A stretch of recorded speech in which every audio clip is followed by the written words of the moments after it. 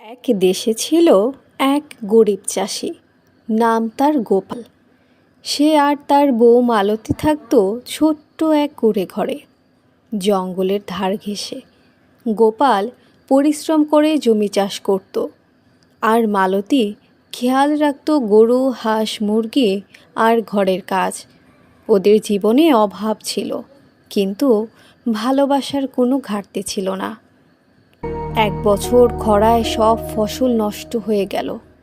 গোপাল দিশেহারা। তখন গ্রামের বুড়ো এক লোক বলল, জঙ্গলের গভীরে এক পুরনো বট গাছ আছে, তার নিচে এক ডাইনি বাস করে। সে চাইলে যে কোনো কিছু দিতে পারে, তবে কিছু নিয়ে গেলে কিছু দিতে হয়।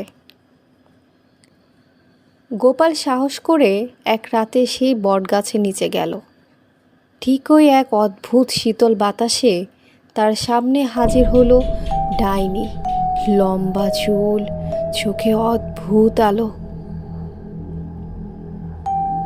ডাইনি বলল, তুই কি চাস গোপাল?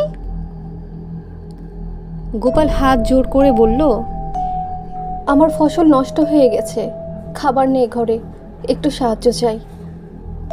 ডাইনি মুচকি হেসে বলল, আমি তোদের এক থালা সোনার ধান দেব।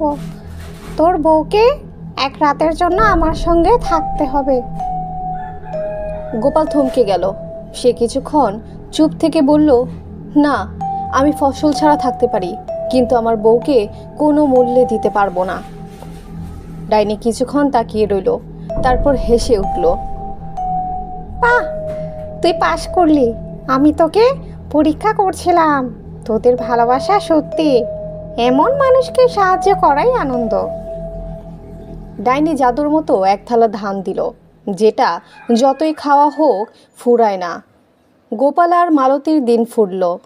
ধন সম্পদ নয়, ভালোবাসা আর সততার জোরে ওদের জীবন আলোকিত হলো।